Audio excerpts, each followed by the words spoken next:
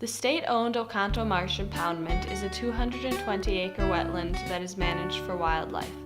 The entire marsh unit is 928 acres. Because marshland contains so much water, it is rarely suitable for farming, building sites, or other uses by people. But that doesn't mean the land isn't important. Marshes are a vital ecosystem because they provide a habitat for plants and animals that depend on watery environments. The land that the Oconto Marsh lies on was deeded to the state by the Oconto Sportsman's Club in the 1960s, with the provisions that the land be managed for waterfowl and that it be maintained as a wildlife refuge. The most visited portion of the marsh is the dike which surrounds the impoundment. In 1969, the DNR built the dike and put in the original pump. That pump was repaired twice, in 1991 and 2001, before a new pump was installed in 2004. Unlike many impoundments which are filled by runoff or streams, the DNR pumps water into the marsh. The water inside the dike is usually 3 to 4 feet higher than the water outside. This higher water level allows for several different types of wetland to exist inside the marsh, including open water, emergent marsh, and sedge wetlands.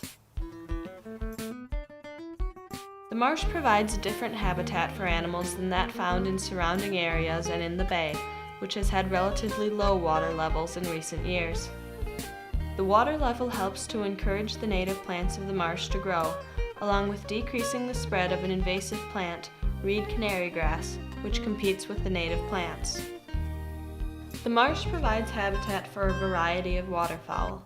Mallards, Canada geese, blue-winged teal, and wood ducks all use the marsh. In fact, almost every bird that migrates up the shore uses the marsh. In the evening, you're likely to hear sorrel rails and Virginia rails. You can see sandhill cranes on autumn evenings. But the marsh isn't just home to birds. Foxes, coyotes, raccoons, deer, and mink all live in the marsh. Muskrats make their homes there and sometimes damage the dike by digging into it.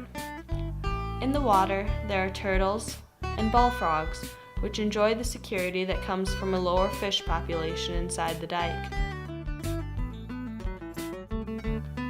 If you walk onto the dike from the main parking lot and take a left, you'll come to a wildlife viewing platform.